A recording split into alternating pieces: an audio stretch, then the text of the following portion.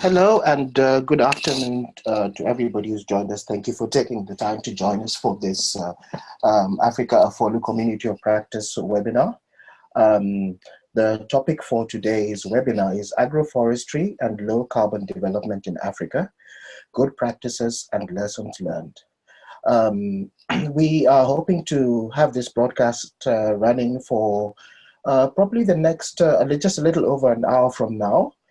We've got two presenters who we are very grateful to, who have joined us and who will be sharing some of their good practices and lessons. And yes, just before we kick off, a couple of things that we need to go through in terms of how this works. I see the number of participants has increased. Thank you to those who are joining us. We shall be repeating these instructions if we get more people as we go along. But just a couple of instructions. After each we will go straight from one presentation into the next one. And we hope to have a period of time at the end for Q&A.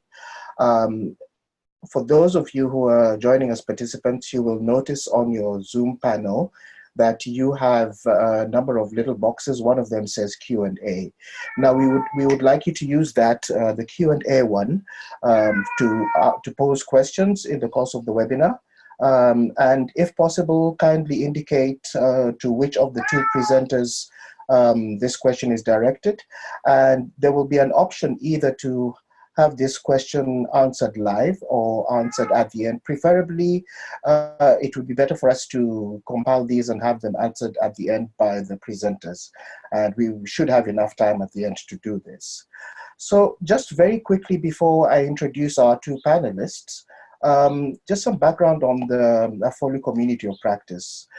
We have been running for the last 5 months. It was launched in April of this year as an interactive network of African institutions addressing technical and policy challenges and solutions in the agriculture, forestry, and other land use sector. This community of practice has provided us so far with a very good platform for the facilitation of peer-to-peer exchange and collaboration. It has also given us an opportunity to have technical assistance and training based on demand that exists in the area. As we are doing with this particular webinar, it's also a space where we share best practices, tools, resources, and case studies from across the continent, and sometimes from other regions that have got important lessons that we could learn as well.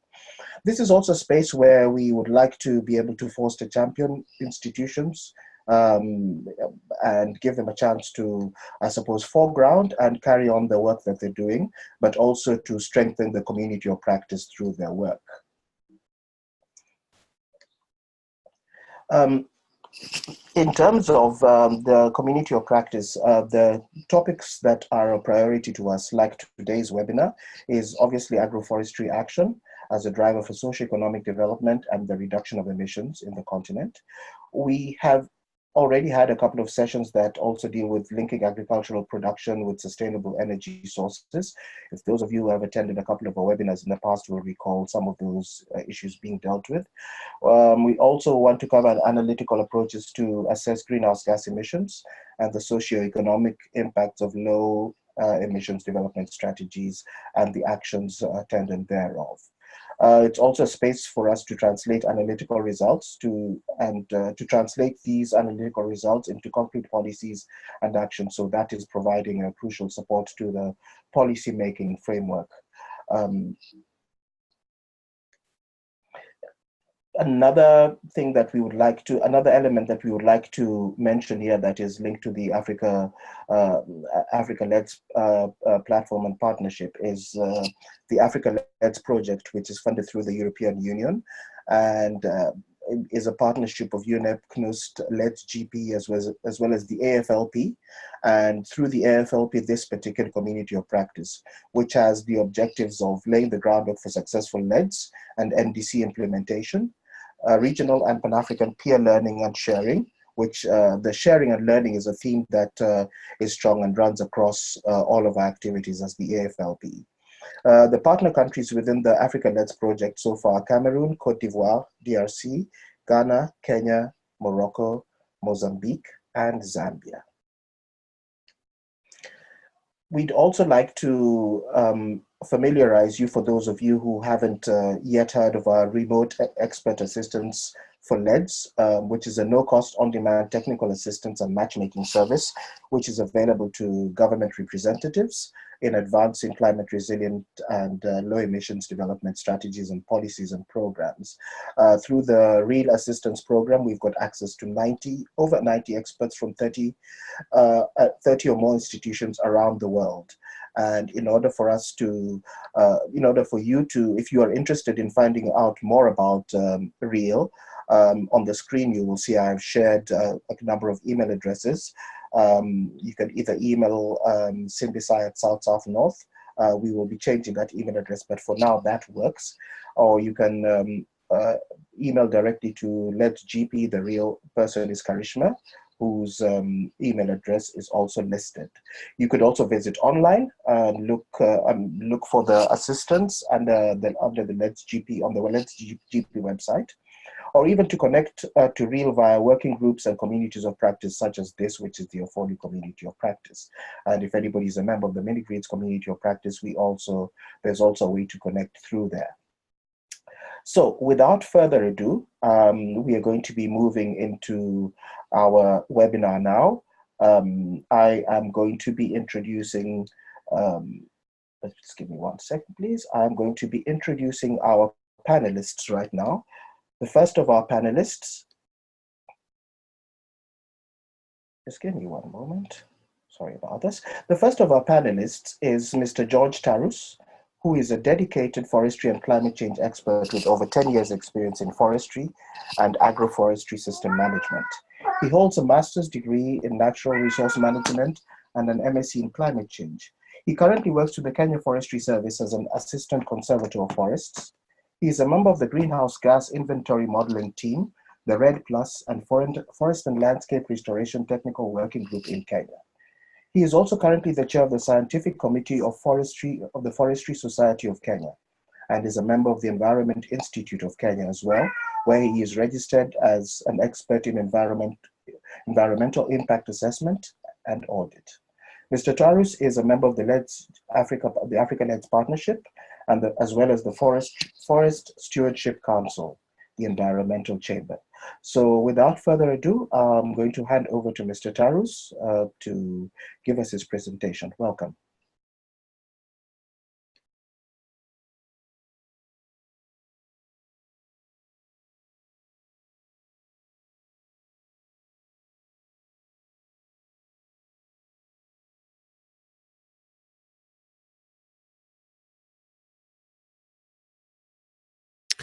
Thank you very much, Josh. I want to take this opportunity to welcome all the listeners from the many parts of the world who are joining us in this very noble discussion as we chart the way forward in terms of the local development pathways in Africa. So I'll be doing a very brief presentation titled Agroforestry and Low Carbon Development in Africa, Good Practices and Lesson Learned, the case study of Kenya. So Kenya is a country within East Africa that generally is classified as a low forest cover country due to a number of reasons. Per se, we have a forest cover that is close to 7%. And out of that, we have a diverse forest estates that stretches both the natural, the plantation, and a very good, again, historical perspective around agroforestry system that has been with us for close to 40, 50 years. So for the sake of this discussion, at the global state, there are many dimensions that these agroforestry systems have been defined. And I think some of them basically form how we understand agroforestry in Kenya. And one definition that again has been adopted at the global stage is an agroforestry system consists a situation where someone grows perennial trees, shrubs in association with agricultural crops, pasture, or keeping livestock within the same field. It can also be seen as a land use management system in which trees and shrubs are grown around and among crops or pasture land. And then again, the agroforestry system can be defined as a multifaceted, ecologically based natural resource management system that through integration of trees in farm within an agricultural landscape. So all that in itself are some of the definitions that we as a country subscribe to, that we see lands that are under both the active production of crops, trees, and livestock in together as agroforestry systems. And some of the commonly adopted ways of doing that is we've seen within our landscapes situations where farmers plant trees around their boundaries, and that can be seen as a boundary tree planting. We also have homestead that has gardens with them and has tree component in them. The woodlots, again, is a situation where farmers or our land has close to contiguous tree growing to meet, of course, the various needs that the person has in mind. There are also situations where there are scattered trees within the productive lands that we have. There are also situations that we've again seen farmers or our land having rows or alley cropping where there are crops, and in between those cropping, we also see trees being grown in it. And then there is also fodder banks, which per se, there are shrubs and trees that I think provide more than one, as multiple uses in itself. And they do serve as a fodder to the livestock production systems within Kenya. So in a nutshell, those are some of the technologies that can easily be identified with the broader landscapes of Kenya, between the most productive part that has very good rainfall and soils. To those regions, we would call them arid and semi-arid systems that basically, again, support livelihoods of various forms. So why do we, as a country, for instance, subscribe to agroforestry?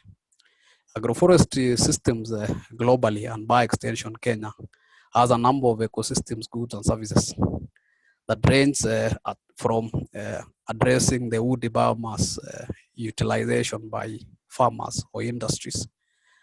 And as a result, we've seen a number of tree species being inculcated within our farming systems or our livelihoods. I would quickly look at the presence of eucalyptus to feed into the woody biomass that are required for energy. I would look at our system that has a tree component of Gravelia or Robusta species type to meet both the nutrients as well as the timber together with other woody biomass requirements. Again, the need to have biodiversity, and these I'm looking at our coffee together with the tea and together with the other close to tree kind of crop systems.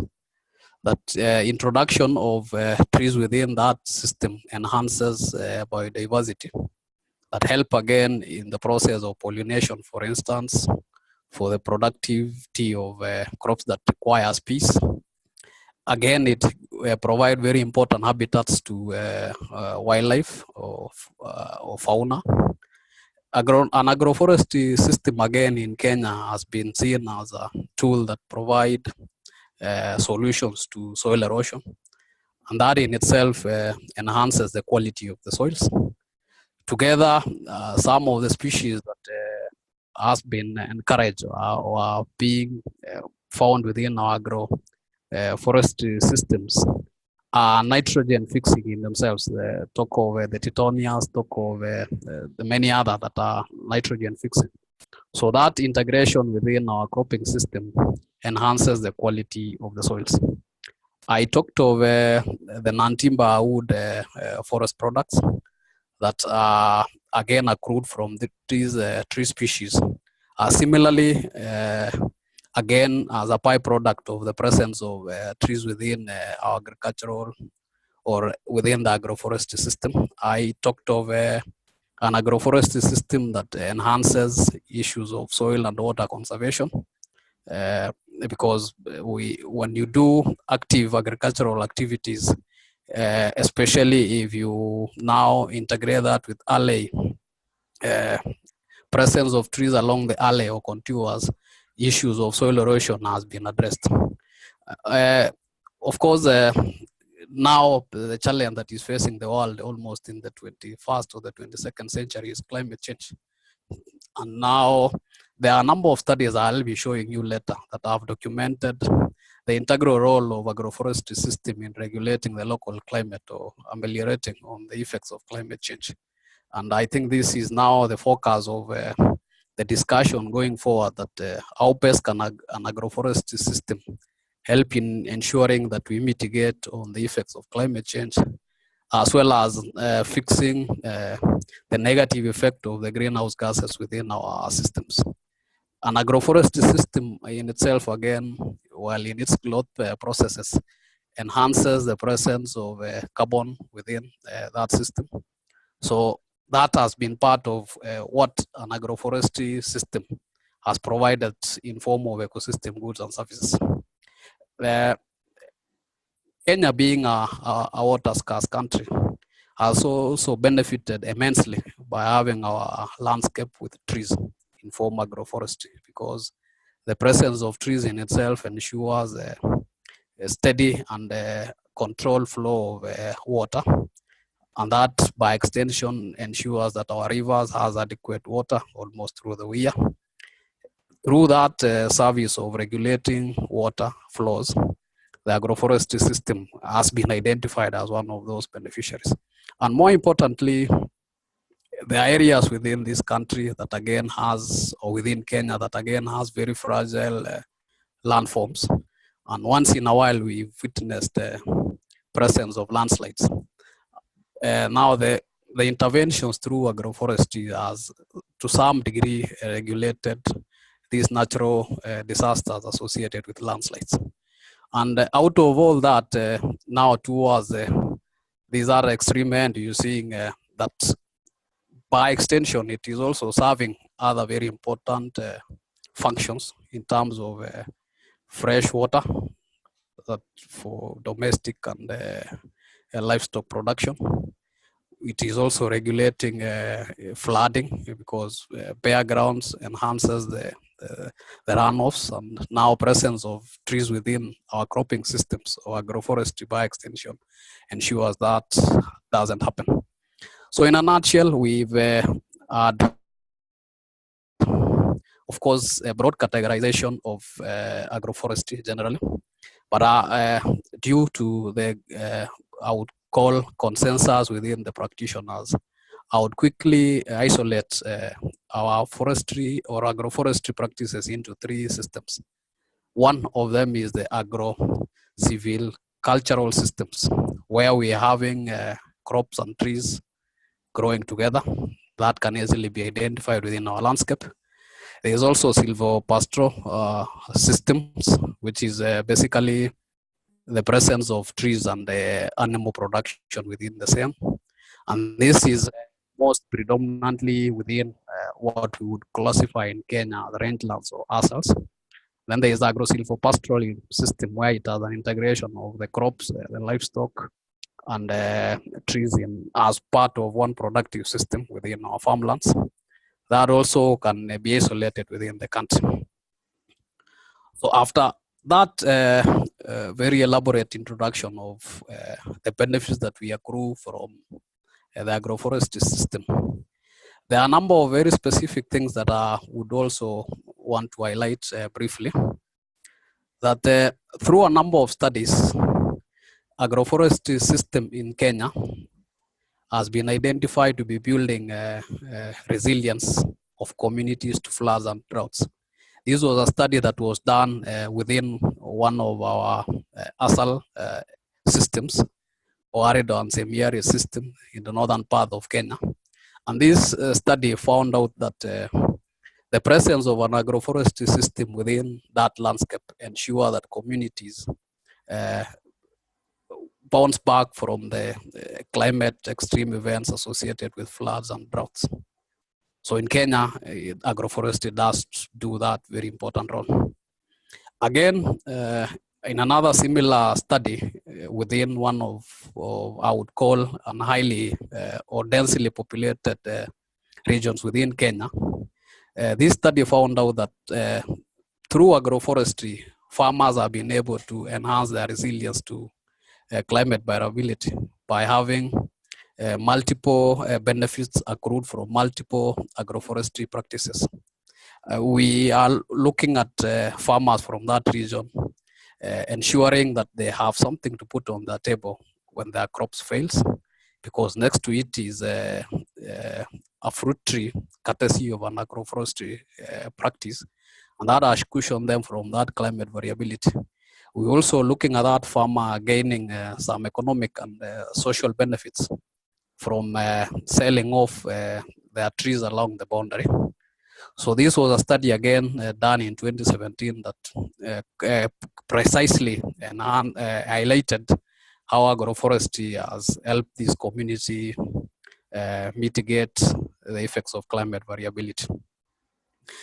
Similarly, another study that was done in 2013 again concluded that integration of agroforestry at the household level has a potential of providing a number of benefits that ranges from economic, social, and environmental.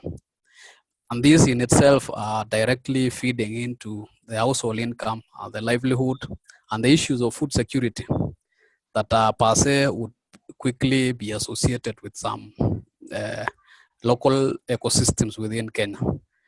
So that is a very strong scientific backing of the reason why, as we also think of the low carbon development pathways, it is important that you would see later the integral role that agroforestry will has continued to play and will continue playing into the future. Similarly, one study done around another part of the country also indicated a very strong association between the socio-economic levels and availability of trees within people's farm. And this in itself, I think, can easily be tied together with the previous studies to show that it showed that the community that had, or people within the community that were economically well off, had presence of trees within their farms. Unlike a scenario where the income was a little bit lower. So this tells me that an agroforestry kind of interventions within Kenya has provided very important social economic benefits to farmers or communities within parts of Kenya. Again, lastly, we also have another scientific intervention or interrogation of agroforestry that are sure that adoption of agroforestry system or technologies in Kenya has a number of other factors that has in it. One of them is the size of household. The other one is the issue of the land tenure issues around whether it is leasehold, whether it is freehold, whether it is community land.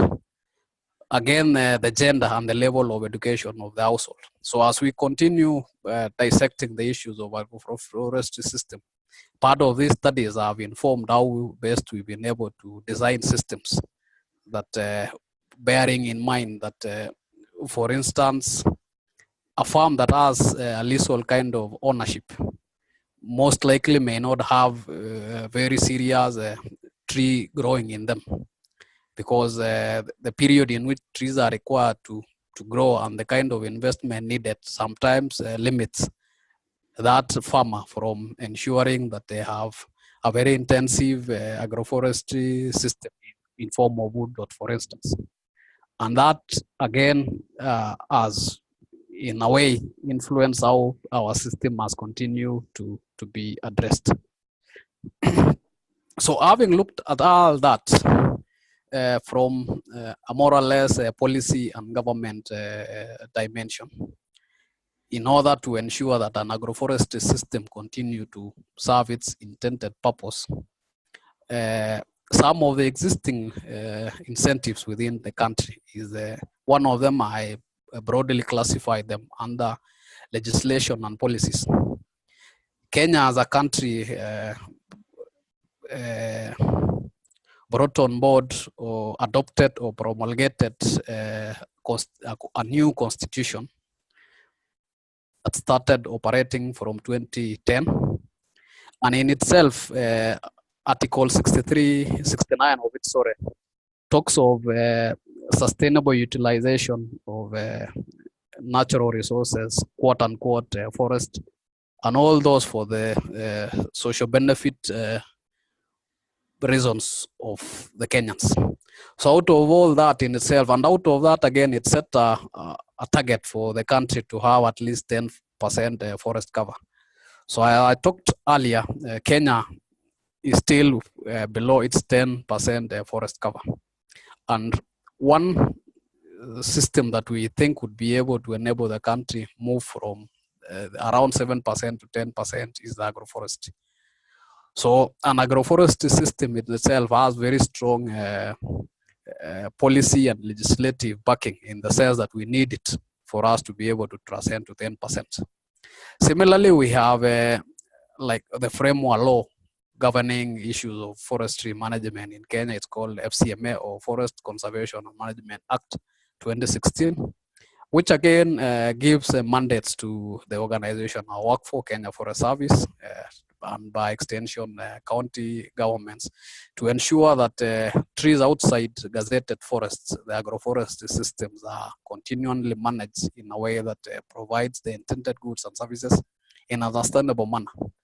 So the presence of that law in itself gives impetus to why we still need to talk about agroforestry, encourage new technologies, bring on board, I would call superior plant material, put on board a number of incentives to ensure that the farmers continue practicing agroforestry.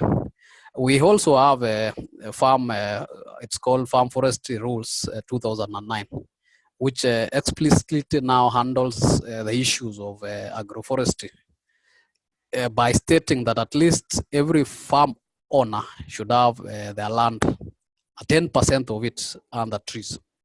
So that has been our biggest incentive towards agroforestry. And that 10% tree presence in one farm per se can take any form of the agroforestry technologies that are alluded to. We also have the forestry master plan, or national forestry program, running up to the year 2030. And in itself provides an ample and technically sound foundation for agroforestry development, agroforestry innovations within the country, because it has explicitly looked at the challenges and ways to incentivize them. So from a policy and legislative dimension, those few legal instruments has given very good incentives towards agroforestry. Kenya, being again a member of the international community and subscribes to some of these international processes, has an incentive in form of the commitments. One of them is the Bond Challenge, which rallied together the nations of the world towards restoring degraded lands and landscape. And out of that, there came the talked of the AFRI 100, which is African Forest Restoration 100, that Kenya did again subscribe to, and did a very comprehensive landscape and resource assessment using the latest techniques. And out of that, the country committed to restore 5.1 million hectares. And interestingly, of the 7 options that the country has, quote unquote, 4 million hectares can easily be derived through agroforestry interventions. So that in itself strongly focuses on the integral role that the agroforestry systems in Kenya would be able to make the country achieve that global landscape forum target of 5.1 million. Again, Aichi targets, which is targets that are aimed at ensuring restoration of biological diversity. And out of that, like I mentioned, the reason why we undertake agroforestry system is to ensure biological diversity within the farmer's landscape. That commitment in itself that Kenya did ratify also provide an incentive to the agroforestry systems. The land degradation neutrality is another commitment that Kenya is a party to, and looks at landscapes that are less degraded. And to be able to achieve that, issues of soil and water conservation comes for issues of limited interference. And that in itself can easily be tied to the ecosystem service associated with agroforestry, especially in lands that are outside the already forested lands. Talk of farmers' land, talk of the rainlands. So that in itself is an incentive that ensures that agroforestry systems within Kenya continue to flourish and continue to develop.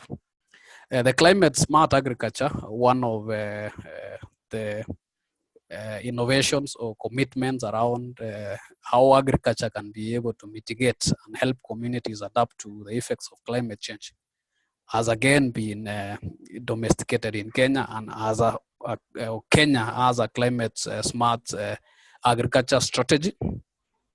And in that document, the role of trees or the tree component within our agricultural system has been given very good anchoring.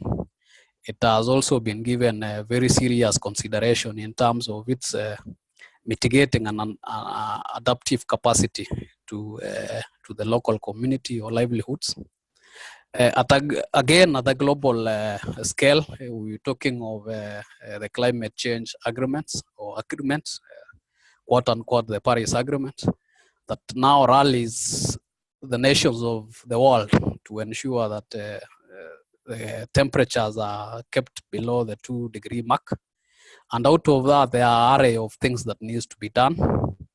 And partly, tree component is a very important ingredient in the process of ensuring that we don't reach the 2-degree mark. And if you cascade it down now to Kenya, we have our NDC target, which is reducing our net emission by 30% below the business as usual scenario by the year 2030. Both in our forest and agricultural analysis targets, agroforestry has an important role to do in it. Again, we're looking at the low emission development pathways or strategies or DAPT-LEDs. And to be able to do that, agroforestry also has an important role to do in it, because we are encouraging green growth in itself, integration of trees within our infrastructural development, integration of tree within our agricultural system. We're talking of conservation agriculture that again has less disturbance of the soil. And in a nutshell, all that incentivize the need why we need to support agroforestry in itself. Again, there is another category of the incentives within Kenya called structures and sector dynamics. For a very long time, Kenya have had a very robust forestry or agroforestry productive systems. But over time, the lead agency realized the need to continue rearranging the sector to have optimal benefits from their productive systems. And out of that, the sector, farm forestry and agroforestry is being reorganized to have association that will provide very good avenues to ensure that farmers access very good growth materials in terms of the genetic materials. They will ensure that they have capacities to carry out the required silvicultural processes to get value for money. And out of all that, now we've seen the development or the organization of the sector into the Farm Forestry Smallholder Association, FSPAC. We have also Kenya Tree Growers Association championing the interest of the larger tree growers or woodlots. We also have Kenya Association of Tree Seeds and Nursery Operators, basically with the focus of ensuring that farmers have access to good seeds. And again, those seeds have been subjected to good nursery and silvicultural processes. So, and out of that in itself has provided very good avenues for technology dissemination, improved gene type dissemination, and even now reorganizing to ensure that the potential of our land in terms of agroforestry achieves its required target. Again, incentives is there are currently pilots being spearheaded by Kenya Forest Service to create with an intention of incentivizing farmers to venture into tree growing in form of either agroforestry or woodlots. So those funds in itself provide the required capital for farmers to invest in superior plant growing materials. They ensure that they have the right tools to do silvicultural operations. They ensure that, again, they have access to the required pest and disease control interventions. So the fund in itself is at the pilot stage, but it is something that it's being thought of being scaled upwards. We've also seen the currently discussion around setting up of a donor-driven fund called Tree Fund that basically would provide a pool of resources for investors who want to do some form of forestry or agroforestry within the country. So in a nutshell, broadly, those are the incentives that can easily be associated with agroforestry, and as we continue developing others. Now, coming closer to the need of some of the lessons, the need why we need to go the low carbon development pathway dimension. We did an analysis of our greenhouse gas scenario, and one that was noticed that agriculture is the biggest contributor with 40% of the total emissions in 2015. And for us to be able to address some of those GHG associated with our productive agriculture, there lies a big opportunity for agroforestry. If you look at the mitigation options that are possible within the agricultural systems, agroforestry provide the greatest emission reduction potential of up to 4.6 million tons of CO2 equivalent. Similarly, the land use land cover, or the AFOLU sector, again in Kenya, was seen as the second largest contributor, with 32% of emissions in 2015 being associated with it. That again still points at a system that needs to be mitigated. And in the analysis to mitigate that, agroforestry system or restoration of the changed land in itself provided an opportunity or a potential of 32.6 million CO2 equivalent. And in that restoration targets, I talked of an analysis that we did, and the 5.1 that I talked of, the 4 million out of 5.1, which is well above 90%, can easily be associated with the agroforestry systems. We are talking of agroforestry in terms of silvopastoralism within our lands. And if we are able to manage what happens in those lands and in terms of the land use cover change and forestry, then agroforestry can be a very good driver for low emission carbon development pathways within Kenya. So out of all that, we are currently piloting the use of an application called Red Abacus, developed by World Agroforestry Center, with the mind of having a futuristic view of the opportunity costs associated with land use changes within an agroforestry system. Because investing in agroforestry systems that would generate much climatic, much multiple benefits at a lower cost is the direction the country would be interested in. But that may not be precisely possible without a futuristic analysis. So that work is something that we are currently embarking, and the results should be able to inform which is the best pathways in terms of an agroforestry system by to generate the good benefits without necessarily having a lot of investments. So all that work consulted some of the literature that I'm just showing here, and I think that marks the end of my presentation. Thank you.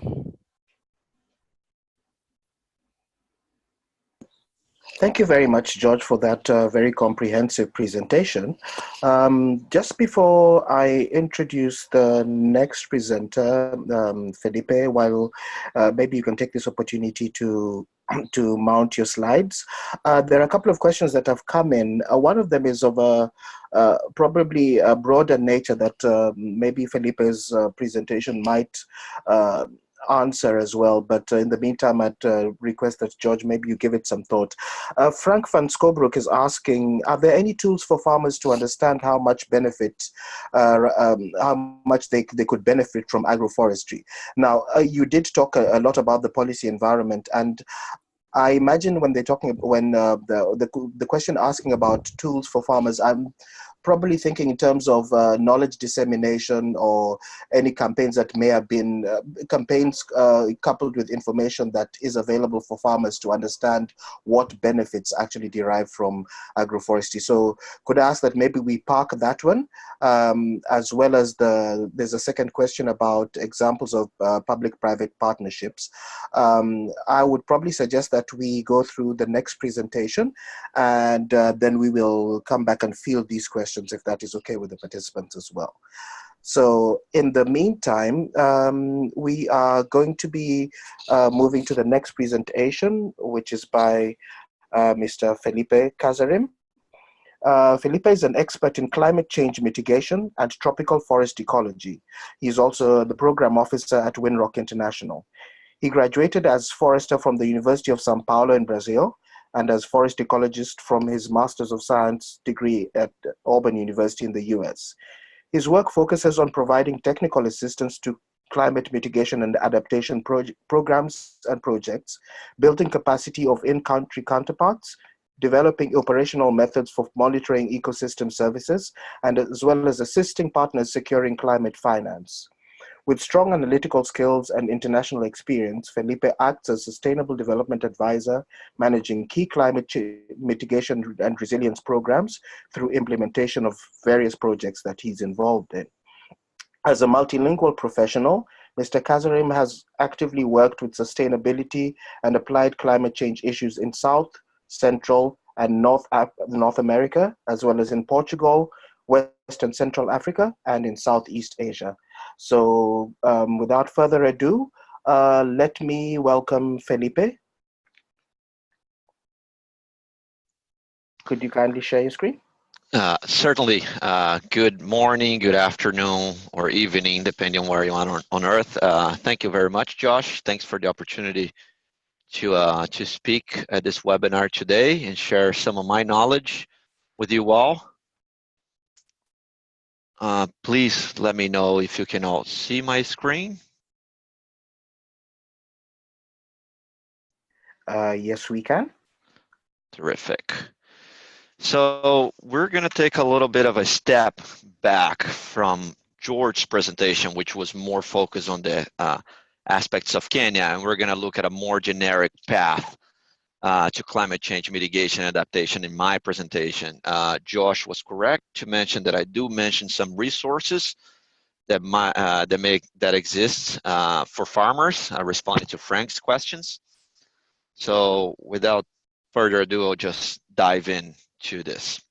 So once again, I'd like to thank the Africa-Led Partnership to grant me the opportunity to speak here today. And my presentation is about the path for climate change mitigation and adaptation that agroforesters may offer. Just generically, my overview will cover the subjects of discussing who are we, who's Winrock International, and then we're diving into the discussion of the agroforestry, particularly framing the issue related to food production and climate change around the agroforestry subject. From that, we'll discuss the solution of this productive system, encompassing mitigation benefits, adaptation benefits, and obviously some of the implementation challenges that we're aware of. And I'll just wrap up with some quick final remarks. So Winrock is a nonprofit, mission-driven organization with a global reach. Our mission is to empower the disadvantaged, increase economic opportunity, and sustain natural resources across the globe. In your screen, you'll see a map with countries highlighted in blue that shows our current presence. This is fluctuates from time to time as we may get a new program started in one country or close an existing program in one of the countries that we currently have in our portfolio. Related to the LADS Global Partnership project, Winrock is the secretariat of the AFOLU Working Group and holds the chair for this working group. And I'm here representing the AFOLU Working Group of the LADS Global Partnership. So generally, George talked about this. What are agroforestry systems? In my perspective, I take a more broad definition, and that is good and bad at the same time. But one of the definitions, very simplistically taking, is the agroforestry is a management system that integrates trees in the agricultural landscape.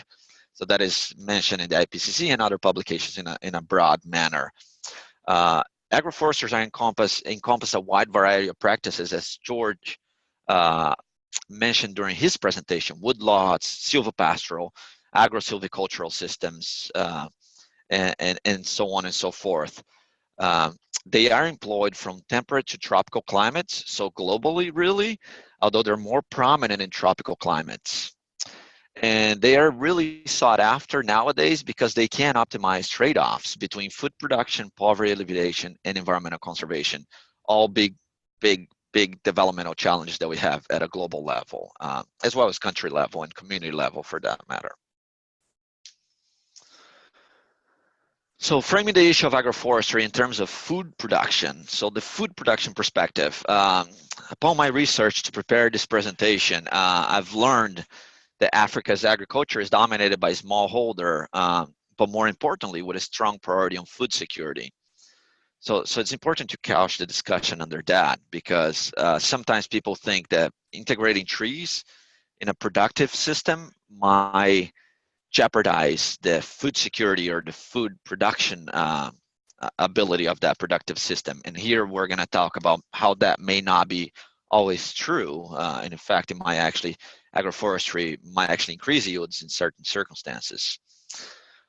Conventional agriculture generally leads to reduced productivity due to soil degradation, but not only reduced agricultural productivity due to soil degradation, it also leads to reduced ecosystem productivity, to a decline in the net primary productivity ability of the ecosystem in general.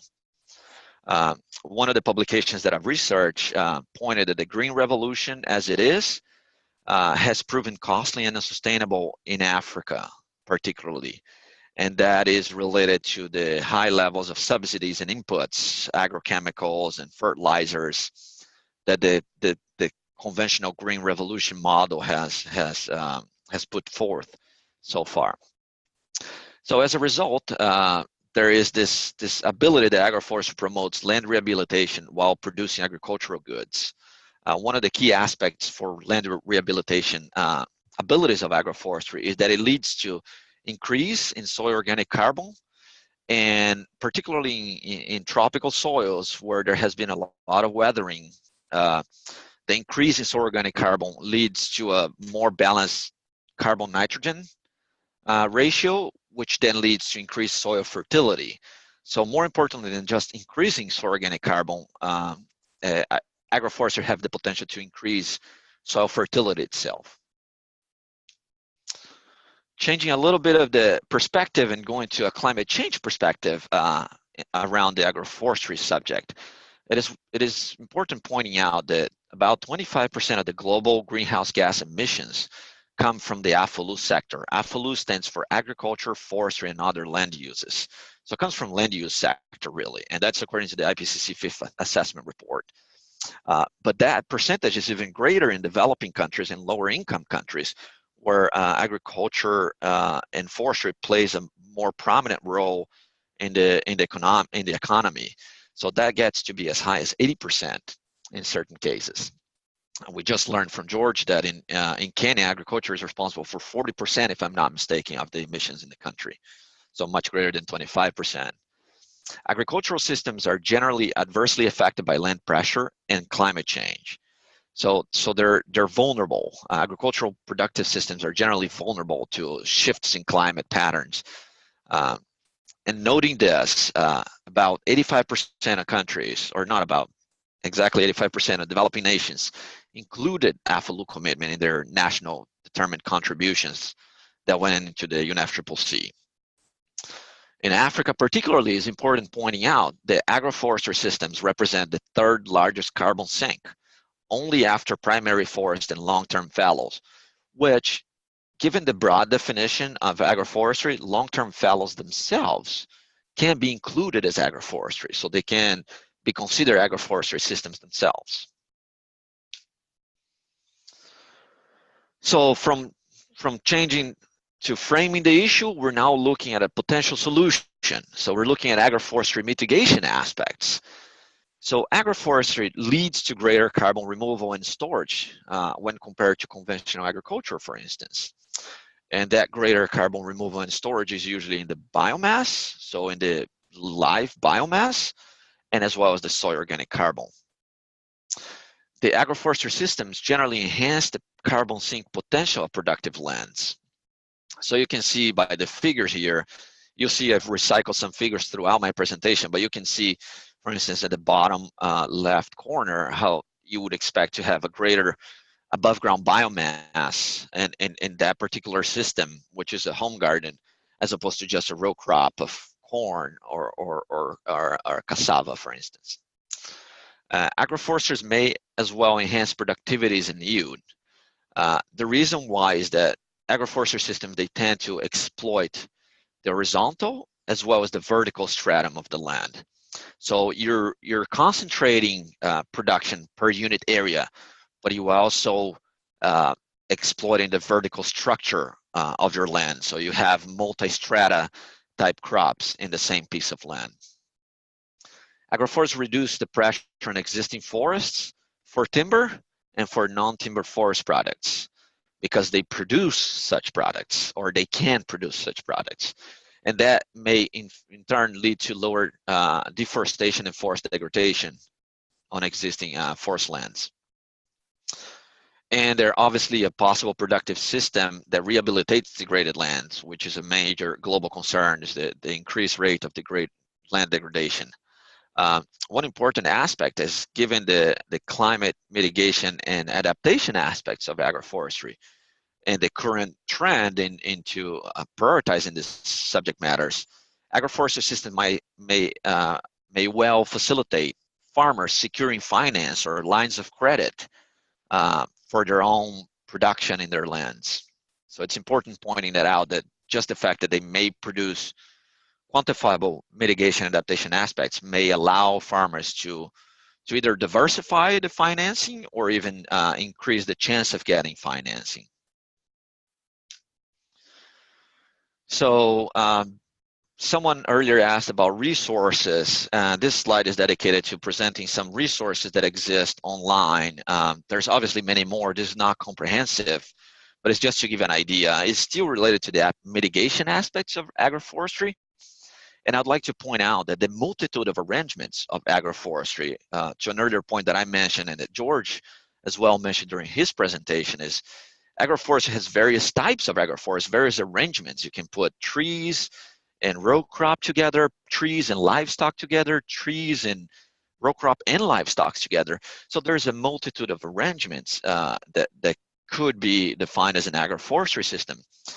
And that, for better or for worse, make it difficult to estimate the climate mitigation potential at a broad scale, because they're so variable that it's difficult to find one good example that mimics what all agroforestry systems would look like. So again, in terms of mitigation resources, there's a few online options for you guys. They're all related to mitigation aspects, not necessarily adaptation. So there is a AFOLU carbon calculator that we here at Winrock actually helped USAID develop. It's an online platform that you can sign in and log in. It's free to use to everyone. And amongst the different activities that you could implement, one of them is agroforestry. There's about 7 other activities, such as forest protection and management, but I'm not going to talk about the other activities and mostly focus on agroforestry. The reason being, USAID and its portfolio early on has supported a lot of agroforestry as a path for development. And then they wanted to understand what is the climate change mitigation impact of supporting its various activities, including agroforestry. So we, developing this platform, this carbon calculator, we investigated the options, and I'm going to talk about this in further detail in future slides, about the technical, about the science that went into developing this tool for calculating the climate change mitigation potential of agroforestry systems. Nonetheless, there's also an online database, is an Excel-based database that IUCN published that is called the Forest Landscape Restoration Global Emissions and Removals Database. In your screen, you'll see the actual URL for the different websites. So you can either take note. I'm not sure you can actually click from your screen, but we can maybe get the Africa Let's partnership to share this links to you if you're interested. And one last important online resource that doesn't necessarily, or in my research, doesn't necessarily have a database or a tool for calculating climate change mitigation potential, but has a wealth of information around agroforestry, species that can be consortiated, type of fertilization necessary and whatnot, is really the World Agroforestry Center, ECRAF. They have done a ton of research, very good quality research around this subject matter. So I strongly encourage those of you that are interested, particularly on their resource webpage. They have several databases and toolkits that anyone can just explore and verify whether it is applicable to your own interests or not. So back to the AFOLU calculator, as I mentioned, I would talk in greater detail about that tool. The USAID AFOLU carbon calculator, considering when we were developing this agroforestry tool for the calculator, we noticed the fact that there is a multitude of arrangements and a multitude of types of agroforestry that can be done. So one of the things we've worked with 2 renowned agroforestry experts that are U.S. based, one out of Yale University and the other out of University of Florida in Gainesville, to get technical guidance to our work.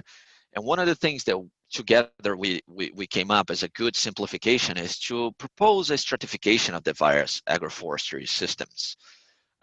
So in your screen, you see the 5 main types that we came up with. Not saying that this is the right way to do it. It's just the way that we identify as a way to simplify the multitude of arrangements to help estimate the climate change and mitigation impact at broader scales, not at site specific. So we decided to group home gardens and shade perennials, for instance, into what's called multi-strata type of agroforestry. The other type that we came up with is tree intercropping, which is alley cropping or multi-purpose trees on farmlands. Third one would be protective, which is essentially boundary plantings, hedges, windbreaks. And then silvopastoral, which is self-explanatory, is trees with livestock. So scattered trees on pastoral land or tree fodder systems. And lastly, woodlots, which is essentially wood fuels, reclamation of waterlogged soils, block planting of trees for specific purposes. So that is to say that amongst these various types that you're seeing here, we distilled them into 5 main categories to help us come up with values that could be used as default values for estimating climate change mitigation potential. So from there, we started then to compile data. And although there is a lot of literature published related to agroforestry data, we didn't really encounter much literature that could support us to derive global carbon accumulation rates. The data necessary here, we only came up with 48 data sources in this compilation. It's important to point out that there's not only 48 publications that list carbon stocks in agroforestry systems, but what we needed here is, with certain level of confidence, the description of the agroforestry system, whether it would fit in one of the 5 categories that we came up in the stratification exercise. We needed a carbon stock and a fairly accurate age of the system. So the age was obviously the often missing piece of the puzzle. So there's a lot of publication that discuss carbon stocks in agroforestry, but very little that can actually allow you to derive a tons of carbon per hectare per year value. So out of these 48 data sources that we compile, the vast majority comes in tree intercropping, but also a fair amount in multistrata. Multistrata is important because it's probably one of the most common systems, at least that people first envision about agroforestry. But in your screen, you see what was the estimated carbon accumulation rate that we came up with in this study that is used in this AFOLU carbon calculator platform. Obviously, this could be enhanced. It's not perfect, but it should provide users free of charge a decent understanding of the magnitude of the mitigation potential. So moving on from mitigation to adaptation aspects, I think the first point that I'd like to emphasize about agroforestry and adaptation is that they certainly enhance resilience. And here, the resilience definition that I'm using is really the ability to bounce back from shock, the ability to recover from a shock. And in my perspective, and during my research, I've noticed through various articles that agroforestry enhance resilience on various topics. They enhance social resilience, economic resilience, environmental resilience, and even political resilience. And I was pleased to see George discussing some of the political and legislative aspects in Kenya, because it just emphasizes what I try to convey here. So in terms of social resilience, they can diversify diet of the farmers, of generally smallholders. They may assist securing tenure. For instance, certain traditional tenure regimes don't allow landholders to clear cut the land. And if they do so, they may lose the right to the land. That is an example, for instance, to my understanding, in Ghana. So agroforestry systems usually avoid clear cutting of the land because you always have some harvesting you're taking, but there's always some sort of vegetation cover in your land. So there wouldn't be that risk of losing your tenure in this case. And they essentially revive some traditional forms of cultivation, cultivating the land. So it kind of reconnects to some of our more traditional ways of cultivating the land as opposed to conventional agriculture that is input intensive. They also promote economic resilience by diversifying incomes to landholders. So usually there is what is called the famine crop. So in between crop rotations, you usually have a cash shortage period, whereas in agroforestry, given the diversified crop production, you mitigate the that period of absence cash flow. And that therefore leads to a regulation of cash flow for the landholder. And as mentioned before, they may facilitate financing to implement your productive system, especially now as there is a lot of impact investors in the global scenario that are willing and looking forward to financing climate change mitigation and adaptation practices. On the environmental resilience, I think that's the most widely known aspect that agroforestry enhance, because they promote soil conservation, they lead to greater soil fertility, they increase biodiversity, not just the flora biodiversity by diversifying the number of plants they have on a particular piece of land or per unit area, but also the fauna biodiversity, because they can tend to attract fauna by the diversified flowering seasons and diversified crops. They regulate hydrology generally because there's associated row cropping that use superficial soil moisture, as well as trees in the landscape, and the trees tap groundwater with its deep root systems. And that also, in a further slide I'm going to discuss, enhance evapotranspiration, which in turn leads to greater precipitation, given evapotranspiration is a key contributor to precipitation. So they also regulate the climate in a certain way, more specifically the microclimate. And lastly, they provide habitat. At a political level, they enhance resilience because they support achieving political commitments. So George mentioned during his presentation the bond challenge and the AFRI 100. Those are the AFRI 100 is particularly to Africa, but it's related to forest landscape restoration, and agroforestry is an eligible activity for forest landscape restoration. So they support achieving these political commitments. On a more global level, there is the UNFCCC with the NDC commitments from various countries. So agroforestry may well support the mitigation and adaptation commitments made in countries NDC. So it's a very powerful tool to help countries achieve its political commitments.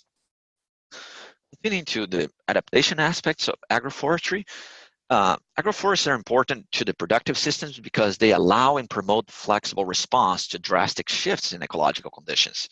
So they're more resilient to drought or even to flood. They retain soil and avoid sedimentation in streams. So there's various benefits that come from it. Agroforestry promote restoration of vegetation cover and therefore leads to increased ecosystem functionality in general.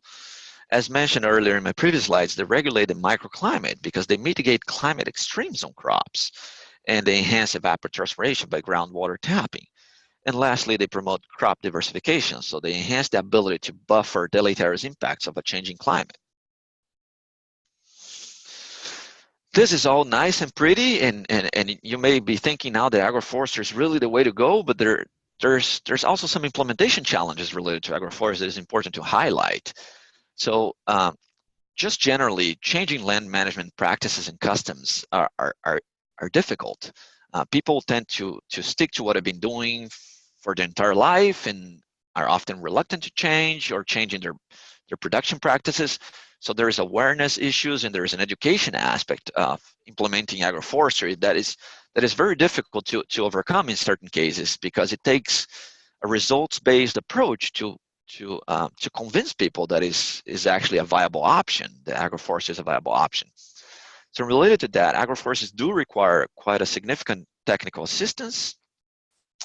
It has been proven that in certain cases where there has been a great effort to implement agroforestry systems, but fail to follow through on proper technical assistance, the systems would fail and would produce nothing and would lead to frustration by the implementers, by the farmers themselves. It's also important to put in perspective that diversifying crop production is not always the solution, because you have to grant them access to markets of those new crops that farmers are producing. So in certain cases, you may want to consortiate cardamom with eucalyptus or rubber with coffee, but there is no market for such commodity where that is being implemented. So you have to have an understanding of what markets there may be to then justify which type of agroforestry you're seeking to implement. And the financing options, although I mentioned that they may diversify, the conventional credit lines are still, or may still be, skeptical of the agroforestry system given their long time implementation. The results of agroforestry, as mentioned, may not be immediate. They require a commitment by the farmer. They have a long time for establishing, particularly the trees. So it's not something as quick as planting bananas or corn that in 6 months you can be harvesting. Maybe you would be harvesting the crops, the row crops in that short period of time, but not all the crops that you're implementing in your agroforestry system. Yeah, as mentioned, they require commitment from landowners and as well from a network of service providers. Again, alluding to the need for thorough technical assistance, for demand from markets that would be purchasing this new commodities that the farmer is now producing. And on the mitigation aspect, agroforestries do generate a confusion in the greenhouse gas accounting approaches. More specifically to this is agroforestry usually is people or countries and governments are unclear which category does agroforestry systems belong to. Is it forest? Is it cropland? If it's silvopastoral system, does it fit into the grassland? One very clear example, because you may be thinking, obviously, is the forest sector, is that we've seen in some country REDD+ strategies, not sure you're familiar with the acronym REDD+, reducing emissions from deforestation and degradation, they are electing to exclude shaded coffee, which is a shaded perennial agroforestry system. In our earlier certification, it fits into the multi-strata option. But they're opting to exclude that from their REDD strategies because they see coffee as more of a cropland type of land cover, even though it's shaded with native trees. So it creates confusion. Obviously, in the more nitty-gritty aspects of greenhouse accounting, agroforests are difficult to map in the landscape, so difficult to see from satellite imagery, because they have similar spectral signature of the native forests. And one of the big challenges is where can default values be obtained. So as mentioned, there's two tools. There's the AFOLU carbon calculator and the IUCN Forest Landscape Restoration database that do now provide some default values for folks trying to estimate the magnitude of the mitigation potential. So just to wrap up, some quick final remarks from this presentation are the agroforestry leads to quantifiable climate mitigation adaptation benefits, although the accounting of those is still somewhat challenging to do at a broad scale. They do enhance social, economic, environmental, and political resilience. On a little bit of the downside is that the heterogeneity of agroforestry systems results in difficult estimation of the mitigation and adaptation impacts at broader scales. Obviously, maybe that's not the case for site-specific, but at broader scale, if you're trying to estimate across the whole country of Kenya, you need to then start stratifying them by the common types. And just lastly, the global community could benefit further from further research and greater understanding of such multi-purpose productive systems, especially in the conditions that we live nowadays with a shifting climate pattern. And that's everything I have for my presentation. Thank you very much for your time and for listening to me. With that, I think we'll move into the Q&A section. Thank you. Thank you very much for that, Felipe. I think it's great that we had the two presentations which did in some way dovetail into each other, because George's was very much country focused, a country specific one, whereas Felipe's one gave us a wider lens view of what the scenario is in linking small scale energy. Linking small-scale energy and agriculture to support development and climate change goals. Just a little bit, excuse me, I'll just stop sharing this slide for the moment. As we go into the Q&A session right now, there are a couple of questions that were asked. A couple of them were more of a more general nature, which we have dealt with.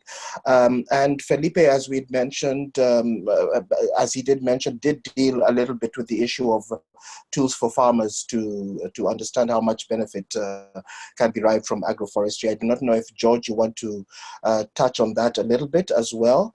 But there's another question that has come in specifically from Joseph from Congo Brazzaville, who's asking about examples drawn from Kenya around public and private partnerships. He gives the example of a private biomass project in the Congo, which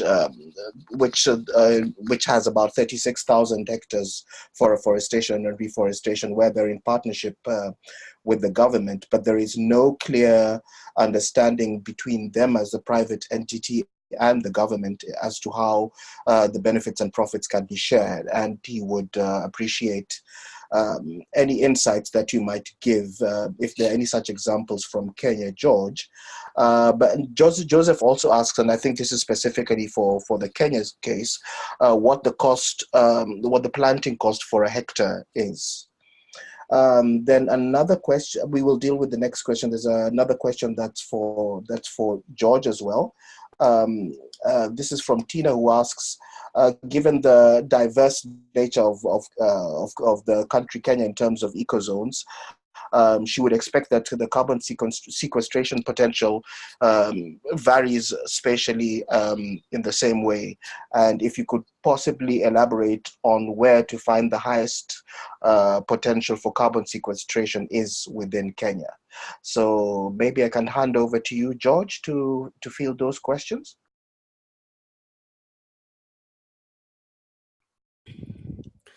Thank you. Thank you very much, Josh. Thanks to also our very keen and interested listeners. I would start with, I've seen in the question bar a question from someone called Joanna, asking about the barriers that currently as a country we are facing, or whether they are or they are not. So my answer is they are, and there are quite a number of them. But I would want to summarize them into three broad categories that I think over the years, because agroforestry came into Kenya as late as around 1960s.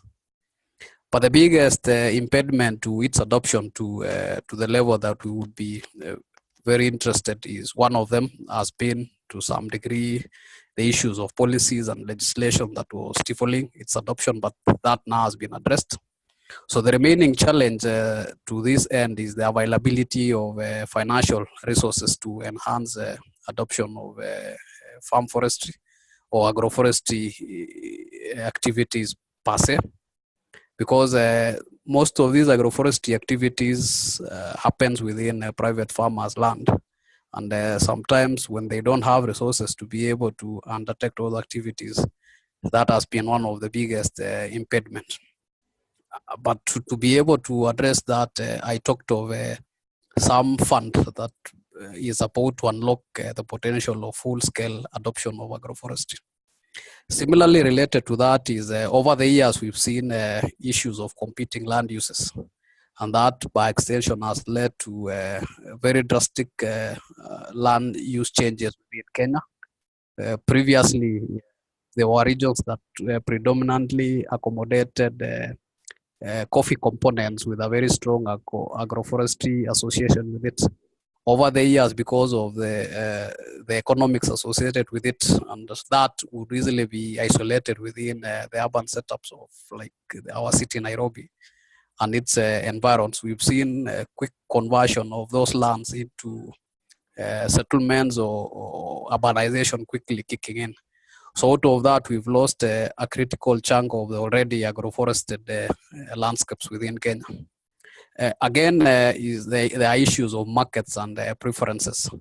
One very important form of agroforestry in Kenya that over the years has developed is the adoption of woodlots, and specifically preferences driven by the market needs. We had high adoption of eucalyptus, for instance, growing in Kenya. because it was servicing the needs of the pole sector for electrification and the telecommunication sector. But in the last few years, we've seen that market quickly shrinking because of a policy decision to adopt the concrete poles, for instance. And that itself has quickly thrown some spanner into the whole agroforestry system, where farmers now are shifting from eucalyptus growing for the sake of addressing the pole needs to eucalyptus now to address other market niches. So the dynamics around the market's needs and preferences has again been an hindrance to full adoption of agroforestry. Similarly, again, the issue of the genetic materials. Over the years, we've seen very good investments in terms of technology, resources, and techniques to ensure we have a very quick, high-yielding eucalyptus tree species. But that has not happened across all range of species that would be adopted by farmers for agroforestry. But the government now is again forming what I showed you, the associations, to be able to now develop those superior materials to have the needs of the diverse agroecological zones of Kenya, for instance, being addressed.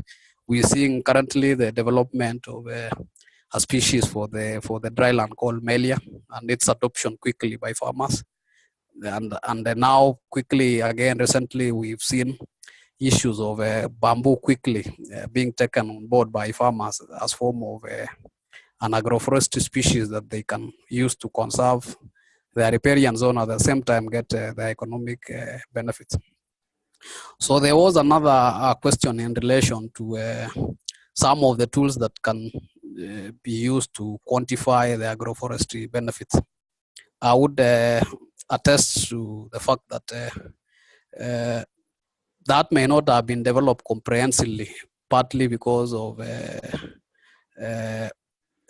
the benefits that were being associated with that sector. But over the years, I've seen one of our local universities developed an application called MultiCalc, that a farmer can easily plug in those the measurement parameters, their diameter, and that can easily translate into the equivalent of money in terms of what they are supposed to be paid for.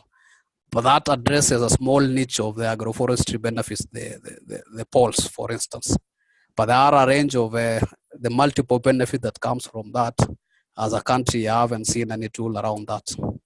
More so now with the dynamism around the climate-related benefits being associated with carbon credits and all that. So it still needs some work to be invested in it. So there was a question that asked the variance within carbon sequestration potential. That I agree. There are variants across our landscapes, basically because of the presence of diverse tree species that accumulate carbon at varying levels. Their growth patterns again, that by extension relate to the carbon sinking abilities. But in a nutshell, the few studies we've been able to conduct in relation to that area is we've seen regions that we would call them in Kenya, the high potential. We call them agroecological zone 2 up to 3, which is basically close to where our montane forest grows, the Mau, the Mount Kenya, are some of the systems that has higher carbon sequestration potential as compared to the lowlands, the arsals, the coastal strips, the dryland parts of Kenya, the rangelands, as a lower carbon stocks potential compared to the one I've talked about. Then there was someone who asked me, what is the cost of planting in Kenya? This, I think, depends on the kind of agroforestry system that one adopts. Some of them are doing the early planting, and in itself that we may not be able to have a comprehensive estimation of how that happens. But for the purposes of what the government developed to be able to support woodland or woodlot planting in Kenya. The figures was around 120 USD to 250 USD, depending on the kind of material you want to use for planting, whether the farmer wanted to now input issues of fertilization in the process. Then there was a question from someone from Congo in relation to the public-private partnership, whether in Kenya we do have such kind of engagement. Yes, they are. We've seen over the years now the private sector coming on board to help the country move from the close to 7% now towards the above 10%. But the much engagement that the government has been able to provide in terms of tax incentives for the materials they sometimes require for their investments.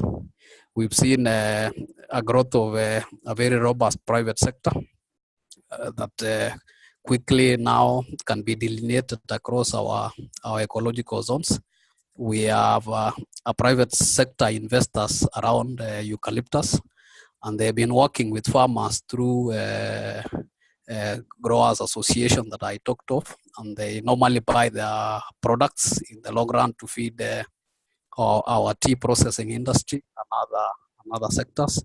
We've also seen investors or public-private or private community kind of engagement in form of establishing woodlots and by extension, sometimes small forests with the purpose of developing wood products for the ourselves. We have some few companies also that have invested there. Again, over the few years, we've seen now the shift to invest into bamboo. Again, the private companies are coming on board to get lands from community. They have also established three growers association that would provide them with the material required for meeting the bamboo needs within the country. But of course, now the government has played a very critical role in ensuring that community members that goes into this scheme get the best benefit they could from those investment or from those arrangements by providing the technical know-how to the farmers, and then again at times dictating on the policy direction that some of those investments should look into. So I think just those are some of the questions that I would quickly remember. Thank you very much for that, George. There are a couple of questions that came in the in the discussion panel. Yes. I'll them quickly. Yeah, there's a question from Joanna, and I think this has slightly been touched upon by you, Felipe, in your presentation. But she asks, what are the main barriers of implementation on the ground for agroforestry practices? You presented a very comprehensive way the different commitments and policies and national structures work, but what are the concrete steps missing for a successful implementation of these recommendations? So thank you. In Kenya, there are two. The availability of funds and the availability of improved genetic material. Then again, that is still very fluid are the issues of the shifting market needs and preferences. Because like when I talked of one species that had been adopted to a large extent by the Kenyan farmer, the eucalyptus, and when its market shifted a little bit, its adoption in a way was impaired. So I would call the market shifts, funds, and the availability of improved genetic materials are some of the barriers hindering the implementation of the policies. I tend to concur with George on that. I will just add the lack of technical assistance from or extension services to help farmers really successfully implement and get their products to market.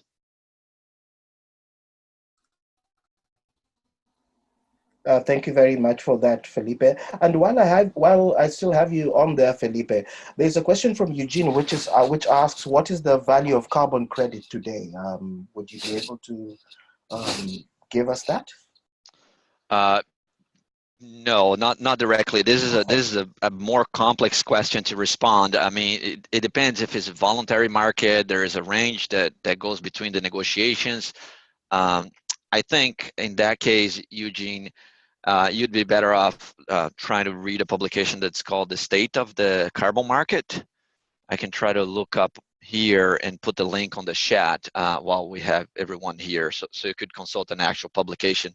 It varies depending on the type of project. I'm assuming you're asking about the forest carbon credit and not the energy or the transport or the waste. There's various ones essentially. So it depends on the type of credit you're talking about, the type of project you're talking about. So it's quite a variable range. I mean, the ballpark number that is thrown out there is somewhere between 5 to 25 US dollars. Great. Thank you for that. And yes, Eugene did specify. He's just specified that he was referring to forest carbon. So yes, you're correct there, Felipe. Yeah, so I think at this point we've gone through the questions which have been asked. One of the more general questions that recurred, and I see a number of the participants have asked this, is whether the presentations will be made available. The answer is yes, these will be made available, and they should be up on our website within probably by next week. And once that is done, we shall send out a notification to everybody. I think there's been very substantial interest in the very detailed and informative presentations that both of you have given, George and Felipe. So with your permission, we will be sharing these on our website and letting people know that these are available. Also in the chat, I see that Felipe has shared the URL for the publication. That chat window is available to, I think, all panelists and all I'll arrange to have it copied to all attendees as well. But we will be collating all these little bits of information that you have asked for, and anything else that we think would be useful to you, and we'll be sharing these along with the communication that we send to you. I think at this point, it suffices for me to thank you, George, and thank you, Felipe, for very, very detailed and informative presentations. And of course, to all of you participants for staying with us through the hour and a half or so that we've had this webinar. As we always say, the success of a webinar is not just in the presentations, but also in the attendees and the participants. And we invite you, if this is your first, to keep an eye out for announcements for future webinars. They're always informative. And we do ask you to, join us and engage with us. These are, professionals in the field who have given their time to share information. And we know that even within the list of participants, there are a lot of you who've got expertise or information that you're allowed, that you would like to share with people. So we would like to, definitely have this presentation format. But the one thing that we'd request is to have a little bit more interaction as we go forward. If there are any additional inputs that can come from participants, we welcome those always. So at this point, I would like to thank you all and hand over to the technical team to formally close the webinar. Thank you, and hope to share this space again with you the next time round. Goodbye.